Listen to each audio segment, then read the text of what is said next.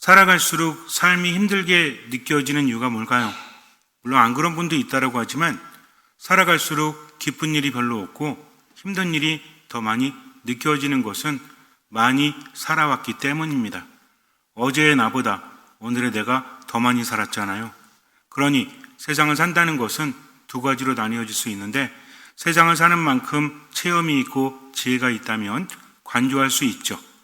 어떤 일이 일어나도 별로 안 흔들릴 수 있어요. 그런데 반면에 부정적인 체험을 많이 하게 되면 오히려 세상이 두렵습니다. 믿을 것이 없기 때문에. 그래서 생각이 많아집니다. 나이가 들수록 생각이 많아진다는 것은 걱정과 두려움이 많다라는 거죠. 그런데 생각이 단순하게 되는 것은 걱정과 두려움이 많지 않다는 거예요. 그래서 많이 살아갈수록 삶이 안정될 수도 있지만 그렇지 않을 수도 있다. 요즘에는 나이가 든다는 것이 지혜로운 사람이 된다는 것과 좀 괴리가 있는 것 같아요. 옛날에는 동네에서 가장 어르신, 나이가 많은 분이 지혜를 가지고 있다라고 했죠. 어떤 일이 있을 때 가서 묻지 않습니까? 왜 그래요? 오래 사셨기 때문에 그래요. 가장 많이 알고 있었기 때문입니다. 그래서 어른들은 어른의 역할을 했어요. 근데 요즘에는 어른들의 역할을 누가 다 해요? 컴퓨터가 다 해. 더 많이 알고 있잖아요. 오랜 역사를. 그러니까 어른들의 역할을 하지 못하는 것일지도 모른다는 생각이 듭니다. 어쨌든 그래요. 생각이 많아지니 참 힘듭니다. 아는 것이 힘이 될 수도 있지만 아는 것이 병이 될 수도 있기 때문이죠. 그래서 우린 잘 웃지 못하고 생각이 많아요. 생각이 많은 것과 웃는 것은 함께 갈 수 없습니다. 많이 웃으면 뭐가 점점 없어진다? 생각이 점점 없어진다. 말하고 나니까 좀 안 좋은 말 같아. 생각이 없다 이게 아니라 복잡하지 않다는 겁니다. 그래서 단순하게 어린이처럼 살아야 되는데, 그런데 인생 경험이 많으면 많을수록, 많은 것을 알면 알수록 점점 더 불안해지는 경우가 있죠. 왜 그런 걸까요? 확실하지 않기 때문입니다. 한 가지 때문에 그래요. 세상 모든 것들이 퍼센테이지이기 때문이라는 거죠. 몸이 아픕니다. 병원에 가요. 수술하면 낫습니까? 라고 물으니까 성공 확률이 80%래요. 그럼 실패한 확률은 20%잖아요. 세상에 확실한 게 있습니까? 내가 중병에 걸렸어요. 불치병에 걸렸어요. 그런데 새로운 기술이 개발이 되어서 이 약을 먹으면 무조건 낫습니다. 이 수술을 받으면 무조건 치료됩니다. 라고 하면 걱정할 필요가 없죠. 조금은 두려워도 생각이 많지는 않을 거예요. 아프지 않을까? 힘들지 않을까? 이런 생각을 한다고 할지라도 결국은 선택하게 된다는 거죠. 근데 문제는 뭐죠? 수술을 받아도 실패할 확률이 있잖아요. 약을 먹어도 그렇지 않습니까? 100% 드는 약이 있나요, 세상에? 없대요. 감기약도 뭐 60%만 넘으면 엄청난 약이래요. 근데 우리는 약을 먹으면 날 것 같아가지고 먹죠. 과연 낫지 않습니까? 왜 낫는 거예요? 시간 지나니까 낫는 겁니다. 그러니까 세상에는 100%가 없어요. 만약에 100%가 있다면 우리는 두려워할 필요가 없겠죠. 즉, 세상을 살면서 확실하지 않기 때문에 삶이 힘들고 생각이 많아지는 겁니다. 그런데 과거의 생각을 돌아봤더니 우리를 자꾸만 힘들게 하고 머릿속에 남아있는 생각들은 긍정적인 겁니까? 부정적인 겁니까? 부정적인 게 많잖아요. 그죠? 예전에 5년 전에 기쁜 일이 있어가지고 지금도 되새기면서 너무 기쁘네? 라고 하는 사람 없어요. 근데 5년 전에 교통사고를 당했다. 5년 전에 사기를 당했어. 그러면은 계속 남아있죠? 왜 그런 걸까요? 긍정적인 생각은 왜 자꾸만 사라지고 부정적인 생각은 왜 남아있을까요? 왜 나를 여전히 괴롭힐까요? 우리가 인생을 살면서 경험을 하지 않아요? 이 경험이라는 것은 과거에만 머물러 있는 것이 아니라 앞으로도 의미가 있다는 겁니다. 그래서 어른이 될수록 조심해야 될 게 많죠. 아이들은 어때요? 지나가는 어른이 안녕 그러면 안녕 하잖아요. 까꿍 그러면 어떡하죠? 까르르 그러죠. 여러분들 보고 누가 까꿍 그러면 저 미쳤나? 그리고 뭐 먹으라고 주면 먹어요? 안 먹어요. 차를 세우고 타세요. 제가 태워드릴 겸 타십니까? 안 탑니다. 정말 잘 아는 사람이 아니면 안 타죠. 어른이 된다는 것은 조심해야 될 게 많아요. 왜? 아는 것이 많기 때문입니다. 즉, 과거의 부정적인 경험들이 지금 대처하라고 우리에게 알려주는 거죠. 하느님은 인간을 기계 막히게 만드셨어요. 그래서 위험과 또는 뭔가 안 좋은 곳에 대처할 수 있는 감각을 주셨다는 거죠. 예를 들어서 밤길을 가는데 앞에 뱀이 있어요. 그럼 어떻게 해요? 자기도 모르게 피하지 않습니까? 딱 가서 봤더니 밧줄이야. 어이구 다행이다 라고 생각합니다. 그러고 나서 며칠 지나는데 밤에 가는데 뱀이 딱 서 있어? 그럼 어떤 생각이 들어요? 무조건 피하고 보죠. 설마 이게 밧줄일까? 하면서 가서 손가락 내밀어 봅니까? 그렇지 않다는 거죠. 우리 뇌에는 편도체라는 것이 있어서 어떤 것이 위험하면 100% 발동을 합니다. 예를 들어서 이게 뱀일 확률이 2%고 밧줄일 확률이 98%야. 그래도 피해요. 몸이 빠르잖아요. 그죠? 왜 그렇습니까? 1%의 확률도 위험하기 때문입니다. 그러니까 얘는 계속 경종을 울리는 거죠. 마치 파수꾼처럼. 파수꾼이 성벽 위에서 멀리 내다봅니다. 적군이 쳐들어오는지 안 쳐들어오는지 봐야 될 거 아니에요? 근데 밤이 되면 식별이 좀 어렵죠? 저 멀리에서 여러 사람이 오는 것 같아. 그러면은 울려요, 안 울려요? 울리죠. 왜? 모르니까. 우리 군이 확실하다는 것을 알면 안 울리죠. 근데 적군이 확실한 거 알면 울립니다. 잘 모르면 울리는 거지. 만약에 가까이 와가지고 적군이었네. 그때 울리면 어떻게 되는 거예요? 그럼 망하는 거지. 우리 머리에도 얘가 있어요. 그래서 위험해, 조심해 라고 하면서 경계태세를 갖추게 합니다. 그러면 마음만 경계태세를 갖추는 게 아니라 몸도 경계태세를 갖추는 거죠. 어떻게 해야 돼요? 정신이 번쩍 들고 피가 손발로 몰리죠. 싸우든 도망가든 해야 됩니다. 이때 몸에서 나오는 게 뭐예요? 이게 스트레스 호르몬이에요. 그러니까 스트레스 호르몬은 그 자체로 나쁜 것은 아니다. 근데 문제는 뭡니까? 몸이 긴장돼가지고 1시간, 2시간은 괜찮지 24시간 동안 긴장돼 해봐요? 그럼 어떻게 되겠어요? 몸이 힘들 수밖에 없죠. 그래서 스트레스는 오랫동안 지속이 되면 병이 된다는 겁니다. 어쨌든 우리 머리에서는 끊임없이 경종을 울려댑니다. 1%의 가능성만 있어도, 아니 0.01%의 가능성만 있어도 울려댄다는 거죠. 문제는 뭡니까? 이것도 습관이 돼요. 어떤 사람은 별거 아닌데 어떤 사람은 난리법석이죠. 예민해가지고 아이고 어떻게 지진 일어나면 어떻게, 또 차 타고 가다가도 어때요? 사고 나면 어떻게, 어떤 분은 비행기 탈 때마다 어때? 하고 있죠. 왜? 두려우니까. 근데 비행기를 타요. 그리고 무사히 도착을 합니다. 그럼 되게 좋아해요. 근데 올 때 또 어때? 또 그러고 있어. 제가 아는 분은 10년 동안 그러고 있어요. 왜? 만에 하나 사고 나면 죽을 수도 있기 때문입니다. 이것은 고쳐지지 않아요. 그러니까 뭐가 많아지는 거예요? 생각이 많아집니다. 즉 무엇 때문에? 퍼센테이지 때문이라는 거죠. 확실하지 않기 때문에 생각이 많아진다. 그렇다면 확실하면 생각은 많지 않은 거죠. 그런데 여기서 우리 인간은 또 살고자 합니다. 그래, 내가 생각이 많으니까 힘들구나 생각하지 말아야지. 많은 정보를 우리는 듣고 있잖아요. 강의를 통해서 또는 텔레비전 방송을 통해서 그런 말 하지 않습니까? 생각 많이 하지 마십시오. 그러니까 뭐라 그래요? 모든 것들은 지나가기 마련이다. 좋은 것도 안 좋은 것도 지나가기 마련이지. 그러니까 사소한 것에 목숨 걸지 말자. 그냥 내버려 두자라고 하죠. 집에 가서도 잘해줘야 되겠어. 그리고 슬픈 일이 있어도 굳이 슬픔 속에 빠지지 말아야 되겠어. 미운 사람 있으면 어때? 용서하면 되지? 라고 생각하죠. 근데 직접 그 사람 보면 어때요? 이게 안 돼. 안 됩니다. 고민하지 말자고 하는데 더 고민이 돼요. 인간은 참 이상합니다. 하지 말라고 하면 더 하는 거야. 따먹지 말려면 자꾸만 따먹고 싶죠. 인간은 그래요. 그러니까 고민하지 말자. 생각이 많으면 안 된다. 이게 또 하나의 고민거리가 돼서 나를 괴롭히고 있다는 거죠. 그래서 노력합니다. 명상을 배우기도 하고요. 운동을 하기도 하고. 어느 정도 됩니다. 근데 문제는 뭐예요? 또 커다란 일이 발생하면 모든 것들이 무너지고 만다는 거죠. 왜 그런 걸까요? 퍼센테이지 때문에 그래요. 그리고 혼자이기 때문에 그래요. 아이들은 큰일이 있어도 엄마 아빠가 자라고 하면 잡니다. 괜찮다고 하면 괜찮은 줄 알아요. 근데 어른들은 괜찮다고 해도 괜찮질 않아. 왜? 내가 그렇게 느끼지 못하기 때문입니다. 그러니 뭐가 많아져요? 생각이 많아진다는 거죠. 그렇다면 과연 어떻게 해야 될까요? 옛날에 저 어렸을 때 동네에 뻥튀기 장사가 와요. 뻥튀기 장사. 아세요?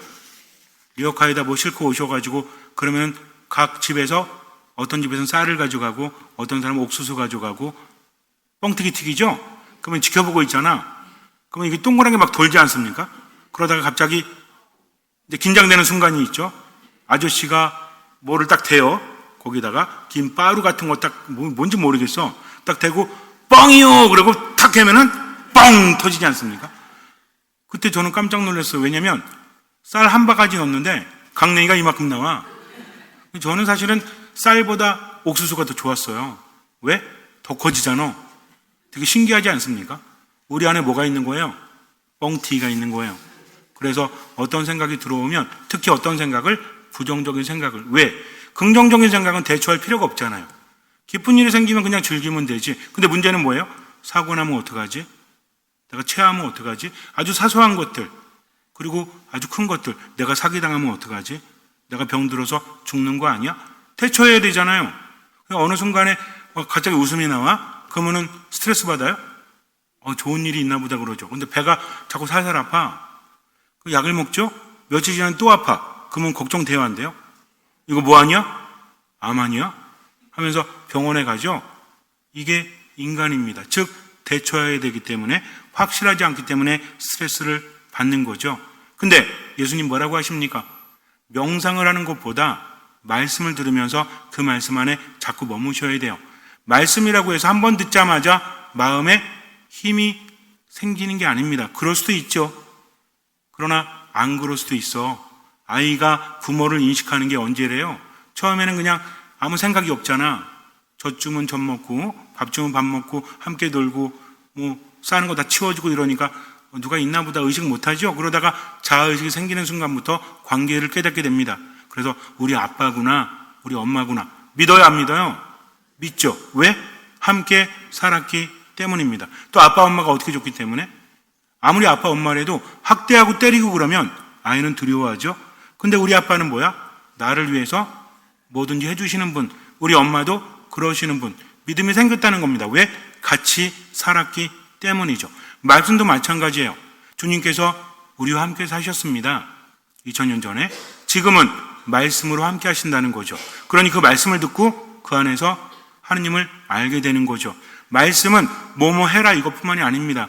나를 위로하고 나를 치유하고 나에게 힘을 주신다는 거죠. 그러니까 예수님의 말씀을 자꾸 묵상하셔야 돼요. 그래야만 하느님이 친숙하게 느껴집니다. 마태복음 6장에서 예수님 말씀하시죠. 너희는 무엇을 먹을까? 무엇을 마실까? 무엇을 차려입을까 하며 걱정하지 마라. 하늘의 너희 아버지께서는 이 모든 것이 너에게 필요함을 아신다. 너희는 먼저 하느님의 나라와 그분의 의로움을 찾아라. 그러면 이 모든 것도 곁들여 받게 될 것이다 하면서 아주 중요한 말씀하십니다. 그러므로 내일을 걱정하지 마라. 내일 걱정은 내일이 할 것이다. 그날 고생은 그날로 충분하다. 이 말씀을 묵상하면서 어떻게 하면 돼요? 그래, 오늘 생각만 하자. 지나간 것은 지나간 대로, 아직 오지 않은 것은 오지 않은 대로. 누구만 믿고? 하느님만 믿고. 이게 혼자서 되는 게 아닙니다. 왜? 나는 약하잖아요. 그러나 하느님은 강하신 분이죠. 그러니 그분만을 믿고 말씀 안에서 자꾸 되뇌이는 겁니다. 제가 뭐라고 그랬어요? 말씀을 입으로 자꾸만 읽어보라고 그랬죠? 눈으로만 읽지 말고 입으로 읽을 때 그 소리가 내 귀에 들리면 나에게 힘이 되기 때문입니다. 그러니까 그냥 가만히 앉아가지고 눈으로 읽으면 한 3분 걸리죠? 근데 입으로 읽으면 한 5분 걸려. 그래도 읽는 시간에 하나님을 느낄 수 있으니 그렇게 하라는 거죠. 우리가 예수님을 성경에서 만날 때 제가 어젠가 그 말씀 드렸는데 맞추실지 모르겠네. 괜히 또 제가 대답할래요. 그냥 질문했다가 또 실망할까 봐. 치유하는 손 그리고 그분의 말씀 두 가지가 기적을 일으킨다고 그랬죠. 그분이 나를 만지시는 겁니다. 누가 나를 만진다는 건 뭐예요? 내가 신뢰할 사람, 나를 보호해 준 사람이 만든다는 것은 그 손을 통해서 나에게 기적의 힘이 들어오는 거죠. 나를 치유하십니다. 나에게 생기를 불어넣어 주십니다. 그분의 말씀은 나를 인도하시는 거죠. 그러니 누구만 보고? 예수님만 보고 하느님만 보고 지금을 살아가라. 머리가 복잡할 땐 어떻게 하면 돼요? 웃으면서 하느님 감사합니다. 성호를 그으면서 하느님 듣는 마음을 주십시오 하고 뭐로 해라? 입으로 해라. 생각만 하지 말고. 그럴 때 새로운 전환점이 생겨나는 겁니다. 우리는 이렇게 알고 있죠. 그러니까 오늘 걱정은 오늘만으로 충분하니까 내일 걱정은 하지 마라. 이렇게 하는 게 낫지. 걱정하지 말자 혼자 하는 겁니다. 근데 예수님 뭐라고 하셨어? 내일 걱정은 내일이 할 것이다. 그래야지 하면 성호 걷는 순간 분위기가 바뀐다는 겁니다. 자주 묵상하세요. 하느님께서는 우리에게 필요한 것을 이미 아신다. 그러니 어떻게 하면 된다? 하나님의 나라와 그 일을 먼저 추구해라. 뭡니까? 그분의 말씀을 듣고 그 말씀대로 살아가라. 어떤 마음이에요? 듣는 마음이라는 거죠. 그래서 그렇게 자꾸 하시기 바랍니다. 그럼 완전할까요? 아니에요. 그래도 큰일이 생기면 또 무너집니다. 그럴 때마다 어떻게 하면 돼요? 일어나면 돼요. 힘들면 힘든 대로 가만히 있다가 일어날 힘이 있으면 그때 일어나면 된다는 거죠. 근데 평상시에 말씀 묵상을 많이 하지 않고 하느님 안에 머물지 않으면 이게 잘 안 된다는 겁니다. 그래서 하느님의 말씀을 듣고 살다 보면 때론 무너지기도 하지만 때가 되면 그분께서 일으켜 주신다. 이런 신앙 체험이 우리를 성장시킨다는 거죠. 예수님의 제자들도 변하지 않았잖아요. 그렇게 많은 기적을 보고도. 예수님 잡혀가실 때 다 도망가죠? 그러다가 어떻게 예수님의 부활을 체험하고 나서 완전히 사람들이 바뀌지 않습니까? 그래서 하느님을 믿고 그 안에 자꾸 머물면 신앙이 생겨난다. 성당에만 왔다 갔다 한다고 신앙이 생겨나는 게 아니라 말씀을 마음에 품고 그렇게 살아가면, 그래서 실제로 신앙이 있는 사람들이 호전도가 빠르대요. 병에 걸렸을 때 낫는 것에 대해서 연구를 해보았더니 신앙 있는 사람들이 뭐라고 하죠? 놀라우리만큼 몰라보게 좋아하신대요. 왜 그런 걸까요? 신앙이 있기 때문이죠. 몸이 마음을 따라가기 때문입니다. 마음은 외로우면 안 되는 거예요. 근데 하느님께서 함께 하시니까 의지할 곳이 있죠. 마음이 좋아지니 어때요? 뭐가 줄어들어요? 스트레스가 줄어드는 거죠. 면역력이 좋아지니까 몸도 빨리 좋아지는 겁니다. 그래서 자꾸만 하느님 바라보면서 지금 말씀 묵상하면서 미사 안에 머물고 기도해야 된다는 겁니다. 빅터 플랑크라는 사람이 있어요. 이 사람이 나치 수용소에서 유대인들과 함께 살았어요. 이 사람은 의사입니다. 근데 유대인들이 공포에 사로잡혀 있죠. 두렵잖아. 왜? 언제 죽을지 모르니까. 특히 어디에서? 가스실에서 죽어갑니다. 이게 얼마나 지독한 건지 아세요? 사람들이 기차를 타고 오잖아요. 그러면은 사람들을 샤워실로 보냅니다. 옷을 다 벗으라고 그래요. 그 옆에 구두도 벗으라고 합니다. 옷을 다 개놓으래요. 그리고 구두도 다 묶어놓으라고 합니다. 그리고 위에서 물이 떨어지는 게 아니라 독가스가 떨어지는 거예요. 그러면은 죽습니다. 근데 사람들이 죽어서 이렇게 쌓일 거 아니에요? 다 위로 올라가려고 그래. 그러다 죽은 거예요. 문제는 뭐냐면 그 다음 사람들이 이거 알아요. 오늘 안 죽었잖아. 그 다음날 어때요? 죽을지도 모르죠. 그러니 죽음에 대한 두려움과 공포가 왜 없었겠습니까? 나중에 봤더니 가스실에 들어가지 않아도 죽는 사람들이 생겼대요. 뭐 때문에? 죽음에 대한 공포 때문입니다. 죽음에 대한 두려움 때문이라는 거죠. 그렇기 때문에 그들은 무엇이 없었죠? 희망이 없잖아요. 인간이 희망이 없으면 얼마나 망가지는지 아십니까? 어떤 의사분이 말씀하셨어요. 신부님, 세상에 기적이 두 가지가 있는데 불치병에서 치유되는 사람도 기적인데 어떤 사람은 자기 병을 알자마자 급속도로 안 좋아진대요. 며칠 만에 몇 킬로가 빠진대. 이거 불가능한 거죠? 근데 일어난다는 겁니다. 왜? 본인이 희망을 잃어버리니까 몸도 마음도 망가진다는 거죠. 그래서 뭐를 가지라고 합니까? 희망을 가지라고 하죠. 그래서 뭘로 말하는 거예요? 퍼센테이지로 말하는 거죠. 알 수도 없지만. 그러니까 우리는 어떤 거 믿으면 돼? 예를 들어서 여러분들에게 이거는 성공할 확률, 실패할 확률이 80%입니다. 이런 것보다 성공률이 20%입니다. 이게 좀 낮잖아요. 그죠? 너무 낮은가? 한 40%라고 해요. 그러면 어쨌든 희망을 갖는 게 좋지 않습니까? 근데 막연한 희망이잖아요. 희망이 잘못되면 희망 고문이 되죠. 근데 우리에게는 어떤 희망이 있죠? 예수 그리스도라는 희망이 있습니다. 설사 죽는다고 할지라도 하느님은 나를 내버려 두지 않으니까. 누구나 죽어요. 시간이 흐르면. 그렇지 않습니까? 아무리 신심이 높아도 죽어. 언제 죽느냐가 중요한 거죠. 우리 언제만 살면 돼요? 지금만 살면 돼.